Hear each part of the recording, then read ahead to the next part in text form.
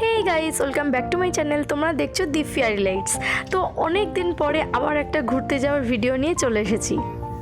আর কোথায় আমরা যাচ্ছি সেটা তো থাম্বনেল দেখে তোমরা বুঝেই গেছো। তো চলো নতুন একটা ফ্রেশ ভিডিও নিয়ে শুরু করা যাক। আর দেখে বুঝতেই পারছো আমরা কিন্তু এবারে ঝাড়গ্রাম যাচ্ছি ট্রেনে করে। আমার বর বললো ট্রেনে করে একটা আলাদা মজা হয়, তো চলো এবারে কিন্তু গাড়ি বুক না করে আমরা ট্রেনে করেই যাচ্ছি। ট্রেনে করে গেলে আশেপাশে সৌন্দর্য তো দেখাই যায়, কিন্তু তার সাথে একটা বিরাট বড় হয়রানির মুখে আমরা পড়েছি। কি হয়েছিল অল্প করে জানিয়ে রাখি, তাহলে তোমরা একটুখানি সাবধান থাকতে পারবে। আমাদের ট্রেন ছিল হচ্ছে ইস্পাতটা আমরা বুক করেছিলাম, আমাদের বুকিং করা ছিল সিট। আর আমরা কিন্তু ওই সকালবেলা 6:30টার সময় ট্রেন দেখি বুকটা করেছিলাম, কারণ আমরা যেখানে যাচ্ছি সেখানে আমাদের ফুড প্যাকেজটা ছিল। তো সকালের লুচি তরকারি এরকম টাইপের আর কি ব্রেকফাস্ট ছিল, তারপরে লাঞ্চ ডিনার অনেক কিছু ছিল। তো আমরা এই সকালের ট্রেনটাই কিন্তু প্রেফার করেছিলাম, ওটারই বুকিং করেছিলাম। আর আমরা যেদিনকে ঘুরতে যাচ্ছিলাম সেই দিনটা ছিল সোমবার। তো আমরা তো আমাদের মতো বুক করে একদম টাইমের আগেই হাওড়া স্টেশনে পৌঁছে গেছিলাম। আর হাওড়ায় গিয়ে দেখি ট্রেন লেট। এই ট্রেনটা সকাল 6:30টায় ছাড়ার কথা ছিল হাওড়া থেকে, সেটা আসলো হচ্ছে 11টায়। আর আমরা যখন ওখানে গিয়ে পৌঁছেছি তার মাঝখানে তো বিশাল বড় কাণ্ড ঘটে গেছে, সেটাও তোমাদের আস্তে আস্তে বলছি। তো আমরা কিন্তু অনেক বেলা করে ঢুকেছি, আর দেখতেই পেলে প্রথমে ঢুকেই আগে খেয়ে নিলাম, তারপরে কিন্তু রুম ট্যুরটা দিচ্ছি, কারণ প্রচণ্ড খিদে পেয়ে গেছিলো। আর ব্রেকফাস্ট তো ছেড়েই দাও, 11টার সময় যখন ট্রেনে আমরা উঠেছি তখনই তো ব্রেকফাস্ট টাইম ওভার হয়ে গেছে। তো রুমটা দেখো খুব সুন্দর, আর কোথায় এসেছি সেটাও তোমাদেরকে ডিটেলসে বলবো, তো দেখতে থাকো ভিডিওটা। তো যেটা তোমাদের বলছিলাম, ট্রেন তো লেট করেইছে সেটা তো ছেড়েই দাও, তার উপর আমাদের আবার একটা বড় ভুল হয়ে গেছিলো। আমাদের ভুলের কারণেও কিন্তু আরও বেশি লেট হয়ে গেছিলো। যেটা হয়েছিল, আমরা কিন্তু স্টেশন মিস করে দিয়েছিলাম। তো সেটা কি করে হয়েছিল বলছি। আসলে ইস্পাত কিন্তু ঝাড়গ্রাম অবধি লাস্ট স্টপেজ নয়, এর পরেও কিন্তু আরও যায়, ঝাড়খণ্ড অবধি যায়, কিন্তু এই ঝাড়খণ্ড তারপরে আরও অনেকটা দূরে অবধি যায়। তো আমরা কিন্তু ঝাড়গ্রামে নামার আমাদের কথা ছিল। ঝাড়গ্রাম আসার আগে স্টপেজগুলো কিন্তু আমি খেয়াল রাখছিলাম যে কোথায় আসলাম, আমি কিন্তু দেখছিলাম বোর্ড। তারপর আমার মহান বর বলল যে আমি দেখছি, তোমাকে দেখতে হবে না, তুমি একটুখানি চোখটা বুঝে রেস্ট নাও, এখনও হয়তো দূরে আছি, তো আমি দেখে নিচ্ছি কোথায় আসলাম।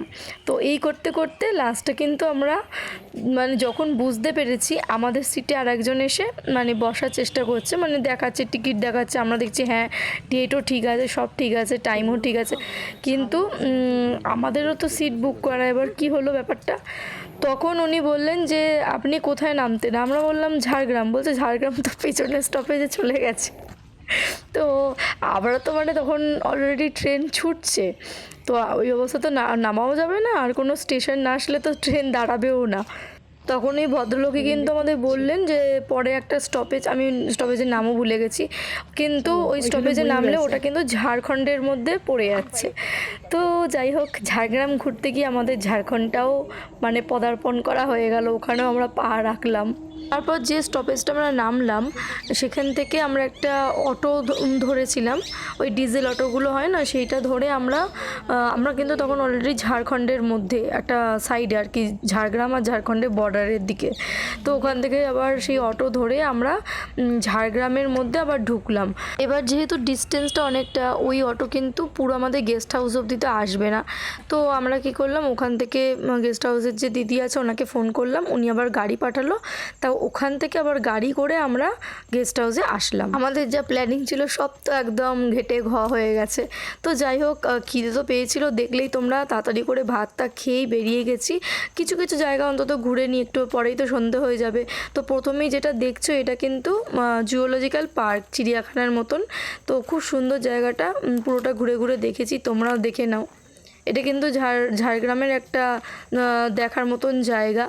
এই প্রসঙ্গে বলে রাখি, আমরা যে গেস্ট হাউসটা নিয়েছিলাম, তো এগুলো তো জানোই তোমরা, আমি যত জায়গায় ঘুরতে গেছি এর আগে পর্যন্ত সব জায়গা কিন্তু আমি বুক করি, আমি সমস্ত ডিটেলসটা বার করি নেট থেকে, তো আমি বুক করি। এটা ছিল অরণ্য কুহেলি, তো তোমরা সার্চ করে দেখতে পারো, খুব সুন্দর। আর তোমাদের দেখাবো আমি, এটা বলে বোঝানো যাবে না, খাওয়া দাওয়া থেকে শুরু করে ওখানে থাকা,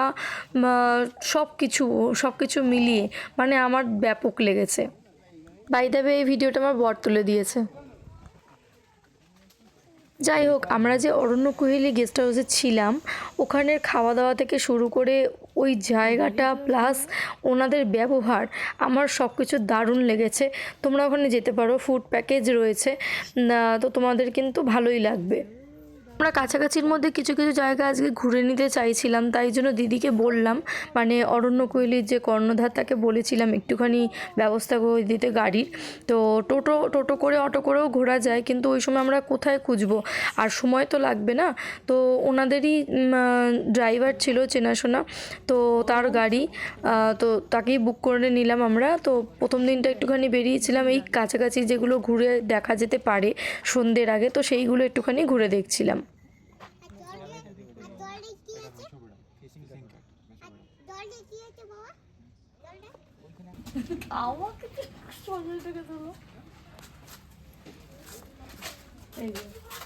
মা বাবা বাচ্চা বুঝেছো,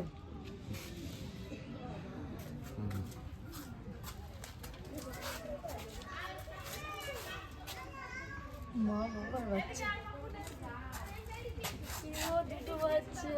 আরে ভালু অত দূর জামটা দেবে কি করে? অত বড় পারে। ওই দেখো আসছে। এই বাবা, এটা ঘিরে নি কেন? দাও কলা দাও। তা তুমি চুপ করো, কি হনুমান নাকি? কলা দাও। এদিকে আসছে, তুমি এই জলটা পার করে দিয়ে চলে আসবে না আসো না।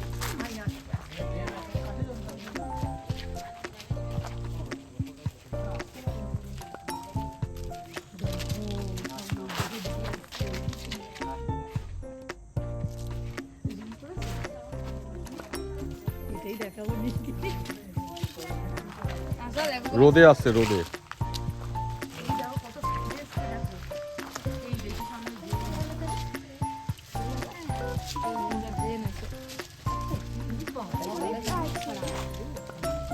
আর ভালো লাগছে, চলে যাচ্ছে এদিকে।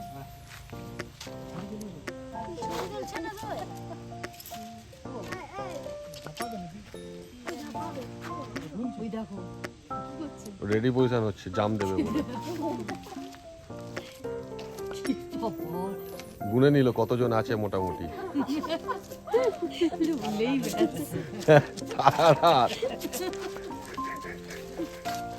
তুলে নে ছবিটা, তারপর দেখছি। দেখো কেমন করছে, দেখো মানে রাগ দেখাচ্ছে। আমাকে একটু ভিডিও করবো, ছোট করে একটু ভিডিও, তাহলে বোঝা যায় কতটা কাছে আছে। হচ্ছে কতটা কাছে আছে, তাহলে বোঝা যাবে। দেখো, বোঝা যাচ্ছে না? কাছে একদম। তোমার পিঠের মনে হচ্ছে, দেখো পিঠের কাছটা রাখো। দেখছে দেখো।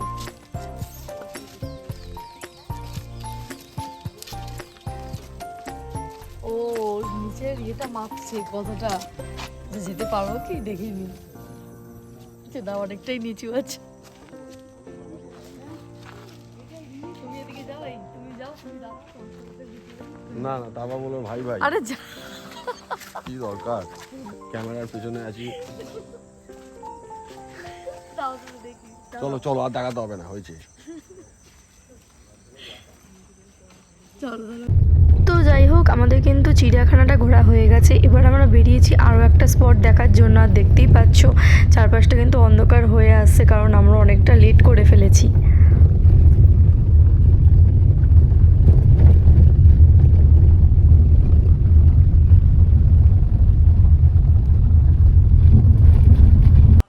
আরেকটা স্পটে এসেছি, দেখো এটা হচ্ছে চিল্কিগড় রাজবাড়ি। এটা কিন্তু তোমরা অনেক ভিডিওতে দেখেওছো হয়তো, যারা ঝাড়গ্রামে ঘুরতে যায় তারা কিন্তু এখানে আসে। কিছুই নেই, চিল্কিগড় রাজবাড়িটা এখন প্রায় ভগ্নপ্রায় হয়ে গেছে, পুরনো রাজবাড়িটা। আর এই আশপাশটা দেখতে পাচ্ছ, এই দেখো। আর একটা মন্দির একটু গোটা রয়েছে, সেটা দেখালাম, সেখানে এখনও পুজো হয়। আর এই দিকে একটা নতুন মন্দির তৈরি হয়েছে, এখানে বাচ্চারা খেলা করছে। আর আমরা কিন্তু পুরনো যে রাজবাড়িটা, এটাতে একটুখানি ঢুকেছিলাম, কিন্তু কিছুই নেই এখানে। এই জায়গাটা ঢুকতে দেয়, আর যেখানে এখনও মানুষ থাকে সেখানটা মনে হচ্ছে এখন লোককে ঢুকতে দেয় না। এই জায়গাটা ওপেন টু অল রয়েছে। আর এই রকম দেখতেই পাচ্ছ, একদম জরাজীর্ণ অবস্থা।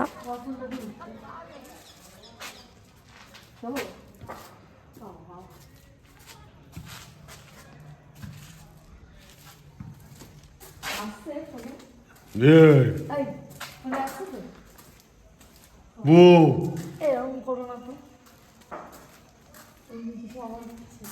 এগুলো পরিত্যক্ত হয়ে গেছে। ও লোক রয়েছে তো একটা কমে গেছিল।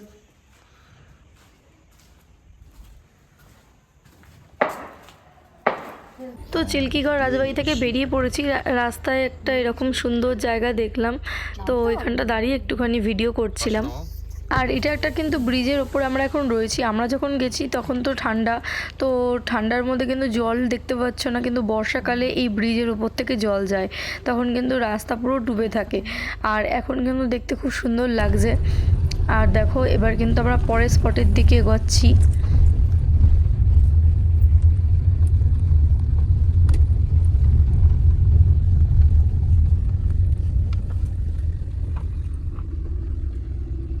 দেখো প্রায় সন্ধে হয়েই আসছে, এরকম সময় আমরা এসে পৌঁছেছি কনক দুর্গা মন্দিরে। তো কনক দুর্গা মন্দিরের তো তোমরা জানোই নাম, ঝাড়গ্রামে কিন্তু একটা দেখার মতন জায়গা, যারা আসে সবাই দেখে ঝাড়গ্রামে কনক দুর্গা মন্দিরটা খুব ফেমাস। তো মন্দিরে দেখলে তোরণটা পার করে আমরা ভেতরের দিকে যাচ্ছি। আর এখানে এত গাছপালা, এমনি অন্ধকার হয়ে আসছে, আমরা একটু লেট করেই ফেলেছি কারণ আমাদের ট্রেন লেট ছিল সেই কারণে। তারপর তো যা যা হয়েছিল বললামই তোমাদের। তারপরও এই জায়গাটাতে বিশেষ করে একটু বেশি অন্ধকার লাগছে এত গাছপালার জন্য। এটা কিন্তু পার্কিংয়ের এলাকাটায় চলে এসেছি, এখান থেকে হেঁটে আমাদেরকে মন্দির অবধি যেতে হবে। আর এই যে দেখো হেঁটে কিন্তু আমরা এগিয়ে এসেছি, এই যে মন্দির। আর একটা কথা তোমাদের বলে রাখি, এই যে পার্কিংয়ের পর থেকে যে হেঁটে এই মন্দির অবধি আমরা এলাম, এই আসার রাস্তাটা এই জায়গাটাতে কিন্তু কিছু একটা মানে একটা অদ্ভুত টাইপের একটা ফিলিংস হয়েছিল আমাদের, আমার বরের দুজনেরই হয়েছিল। সেটা আমরা পরে যখন ডিসকাস করেছিলাম তখন জানতে পেরেছি ও একটা ফিল করেছিল। তো কী হয়েছিল সেটা আলাদা করে তোমাদেরকে অন্য ভিডিওতে বলবো। তো আপাতত দেখো অন্ধকার হয়ে আসছে। আর এই যে কনক দুর্গা মন্দির, আমাদের পুরো জুতো টুতো পরা, আর এখন জুতো খুলে মোজা খুলে উঠতে গেলে অনেক সময় লাগবে আগে, তাই আমরা একটুখানি ডুলুং নদীটা ঘুরে আসতে যাচ্ছি। আর এই মন্দিরের সাথেই তো লাগোয়া ডুলুং নদী। আর এই রাস্তাটা দিয়ে বুঝতে পারছো তো, মানে সবাই ঘুরে ঘাড়ে চলে গেছে, এখন আমরা যাচ্ছি।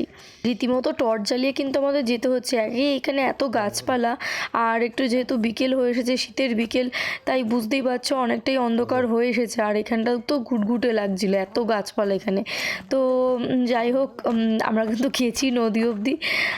আর তোমরা যদি পরবর্তীকালে কোনোদিন ঘুরতে যাও এই জায়গাতে, তাহলে আমি বলবো একটুখানি আলো থাকতে থাকতে কিন্তু অবশ্যই যেও। আলো থাকলে কিন্তু মানুষজন অনেক থাকে, ওখানকার লোকাল লোকজন থাকে, আর ভিড়ভাট্টা থাকে, ভালো লাগে। আর এরকম যদি ফাঁকা অন্ধকারের মধ্যে যাও, তোমাদের কিন্তু একটু গা ছমছম ভাই করবেই। তো আমাদেরও সেটা করছিল, বলবো পরে তোমাদের সেটা। তো এখন যাচ্ছি নদীর দিকে, এখান থেকে বেশ অনেকটাই এগিয়ে গিয়ে এই যে দেখো নদীটা কিন্তু আবার দেখা যাচ্ছে। এই কনক দুর্গা মন্দির সম্পর্কে কিন্তু একটা গল্প আমি শুনেছিলাম, সেটা তোমাদেরকে একটুখানি জানিয়ে রাখি।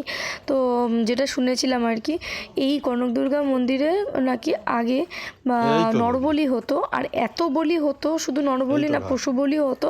আর এত বলি হতো, সেই রক্ত নাকি ভেসে যেই রাস্তাটা দিয়ে আমরা এলাম, এই যে রাস্তাটা দেখছো এখন এই নদী পর্যন্ত, মন্দির থেকে নদী পর্যন্ত, ওই রাস্তাটা কিন্তু একদম রক্তে ভিজে থাকতো।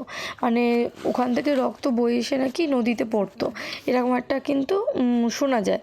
আর আমি এই কথাটা কিন্তু আমাদের যে ড্রাইভার দাদা গাড়ি চালাচ্ছেন ওনাকেও জিজ্ঞাসা করেছিলাম, উনিও বলেছেন হ্যাঁ উনিও শুনেছেন এটা, ওনার যেহেতু উনি ওখানকার লোকাল, ওনার বাপ ঠাকুরদার মুখে নাকি এটা শুনেছেন।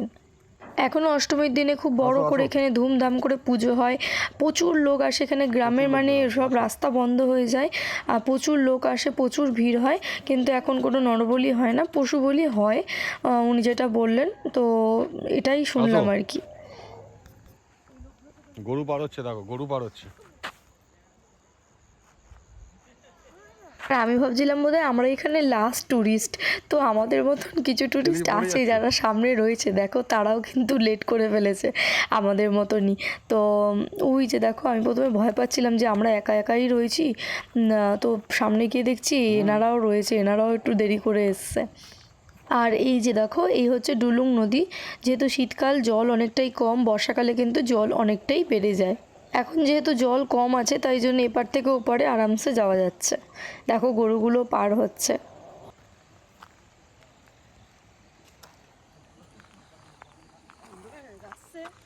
হুম।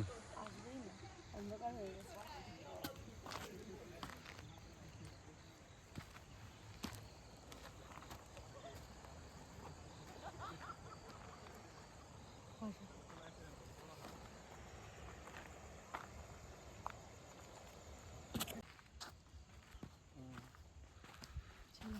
আর ডাকতে আসছে না, ওরাও ঘুরতে আসছে। আর দেখো প্রায় অন্ধকার ঘুটঘুটে হয়ে গেছে, তার মধ্যেই দুজন ট্যুরিস্ট আবার এখানে ঘুরতে আসছে। তো এরা ট্যুরিস্টই, আমি প্রথমে ভেবেছিলাম এরা গার্ড, হয়তো লোক আছে কিনা দেখতে এসেছে, তো পরে দেখছি না, এরাও ট্যুরিস্ট। মানে এমন টাইপের এরা এসেছে, আমি ভাবলাম যে যাক, আমরা একদম লাস্ট নই, আমাদের পরেও কেউ এসেছে এই জায়গাতে। তবে এখন আর কিছু দেখার মতন নেই, কারণ অন্ধকার হয়ে গেছে। এখানে যে প্রাকৃতিক সৌন্দর্য, ওই ডুলুং নদীটা দেখা, এগুলো কিন্তু একটু আলোয় আলোয় না আসলে কিন্তু বেকার। আর এই রাস্তাটা দেখো, যেটা দিয়ে আমরা এবার মন্দির অবধি যাবো, যেটা দিয়ে এসেছিলাম, তো ভয় পাওয়া তো স্বাভাবিক, তো দেখতেই পাচ্ছ।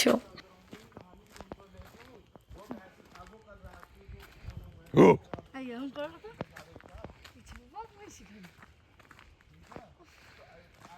লোকটা আমাদের সাথে সাথে আসছে ভয়ে। কেউ এরকম অন্ধকারে আসে না, ওই সকাল 7টা ঘুরে ঘুরে চলে যায় মন্দিরটার দেখে।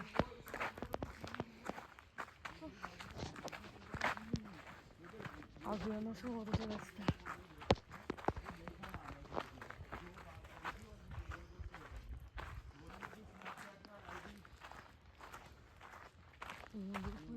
বন্ধ মন্দির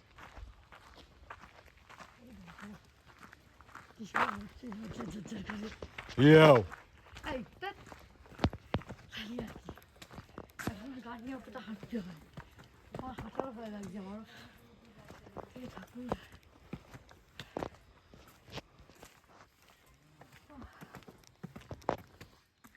বাবাকে নিয়ে এরকম আসলে বাবা বলতো আমিও পরের বার তোদের সাথে কোথাও যাবো না।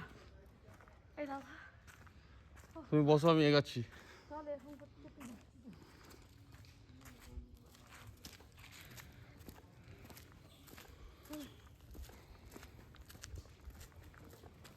এই দেখো হনুমান গ্রহ, খুব সাবধান। তো দেখো পুরোপুরি সন্ধে হয়ে গেছে, এবার আমরা এসেছি সাবিত্রী মন্দিরে। এটাও কিন্তু একটা দেখার মতন জায়গা ঝাড়গ্রামে আসলে। তো এখানেও ওই সন্ধ্যের আরতি ফারতি হচ্ছিল, তো আমরা প্রচণ্ড টায়ার্ড ছিলাম। আর এখানে দেখো খুব সুন্দর ফুলের গার্ডেন করে রেখেছে, খুব ভালো লাগছে কিন্তু দেখতেই জায়গাটা। আর আমরা এখন গেছিলাম তখন কিন্তু আরতিও চলছিল ভেতরে, কাঁসর ঘণ্টার আওয়াজ পাচ্ছ। তো আমরা কিন্তু আর ভেতরে যাইনি, কারণ সারাদিন ওই একই জামাকাপড় পরে এদিক ওদিক ঘুরেছি আনাচে কানাচে, তার মধ্যে আবার জুতো টুতো পরে আছি, সেতে হাত দিয়ে আবার জুতো খুলতে হবে, তারপর আবার মন্দিরে ঢুকবো। ওই জন্য আমরা আর ঢুকিনি, বাইরে থেকে মাকে প্রণাম করে চলে এসেছিলাম। আমরা যে অরণ্যকুইলিতে ছিলাম সেখানে বললামই, খাওয়া দাওয়ার তো এলাই আয়োজন। তো প্রথমেই দেখলে সন্ধ্যাবেলা আমরা ফেরার পরে কিন্তু আমাদেরকে ভেজিটেবল চপ, ওই পাকোড়া, ভেজিটেবল পাকোড়া আর মুড়ি এগুলো দেওয়া হয়েছিল। ডিনারে ছিল পরোটা, চিকেন আর ডিম কষাটা যেহেতু আমি মাংস খাই না সেই জন্য। তো যাই হোক, ডিনারটা করে একটুখানি কিন্তু এই অন্ধকারের মধ্যে আমরা ঘুরছিলাম, আর এখানে একটা আলো জ্বলছিল তখনও, তো যতটুকু দেখা যাচ্ছিল আমরা একটু বাইরেটা এসে বসেছিলাম, আর বেশ ঠান্ডার আমেজটা উপভোগ করছিলাম। আর চারপাশটা দেখতে পাচ্ছ এরকম, আমাদের কিন্তু গেস্ট হাউসের ভেতরটাও প্রচুর গাছপালা রয়েছে। পরের দিন সকালবেলা তোমাদেরকে একটু ঘুরিয়ে দেখাবো একদম ভোরের দিকটা।